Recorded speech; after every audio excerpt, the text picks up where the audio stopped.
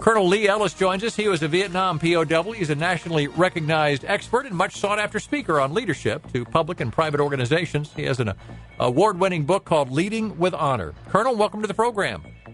Hi, Ernie. Thank you. Good to be with you. Well, thank you so much for coming on. I do appreciate it. Yeah, this individual who leaked the NSA surveillance program, people have been debating this now for the last couple of days. Is he a hero or a traitor? Well, I think he leans toward being a traitor right now. There may be something heroic here, but I haven't found a lot of it. The more I learn, the more I am very concerned about it because of the damage he's done to our country. The real issue is he's kind of taken it upon himself to be judge and jury and to make a decision, 29-year-olds making a decision that significantly impacts our country, and we have senior leaders that are capable of helping him if he was really concerned that there's a problem. And that's what he should have done, rather than take it onto his own and give it to the media in the way that he did. And now it's going to be released more and more, and it's really going to damage our national intelligence and certainly undermine President Obama in his negotiations and discussions with the Chinese. So there's not much good going to come out of this in the short term. There may be some things we need to know about what is the surveillance that's going on. I do believe that as more comes out, it appears that most of the people that needed to know did know what was going on. I know that it is controversial for a lot of folks, and some I find it's rather interesting. It's created some rather unusual political alliances. It doesn't seem to be a party line type issue.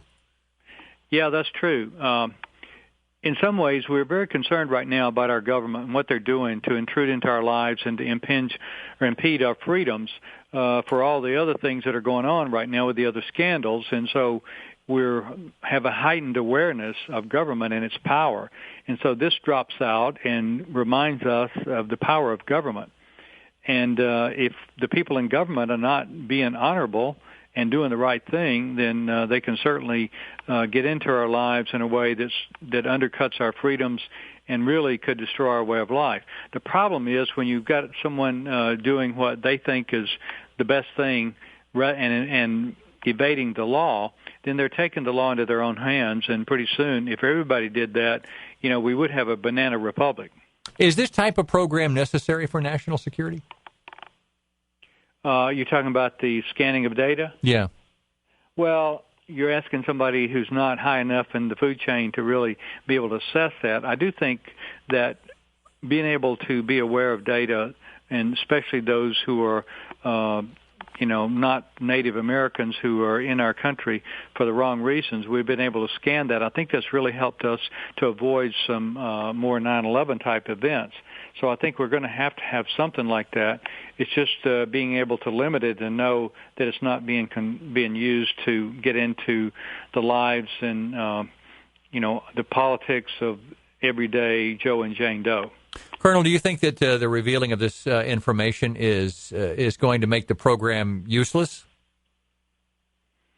Well, it certainly has undermined it because it's tipped our hand to all our enemies of what we're doing. And so now they're going to have to, this is the way it goes in intelligence and counterintelligence. That when the enemy finds out what you're doing, then they have to come up with something new to go around what you're doing to try to intercept them and to shut them down. So, yeah, it's going to be a real damaging to us, I think, and we'll just have to see how it plays out. But it's not going to be a good thing. Do you think this would have been treated different in a different era? How we've responded to this?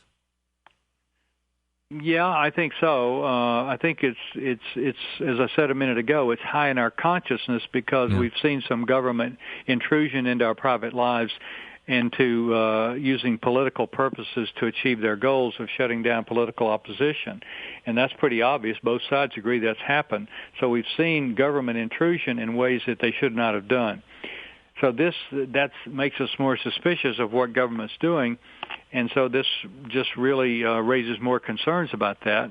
And I think it is probably a good time to take a look to see what was really going on and to make sure that responsible people in both houses of both sides of the aisle, so to speak, in all three divisions of government know what was going on and they understood what was going on and given their permission.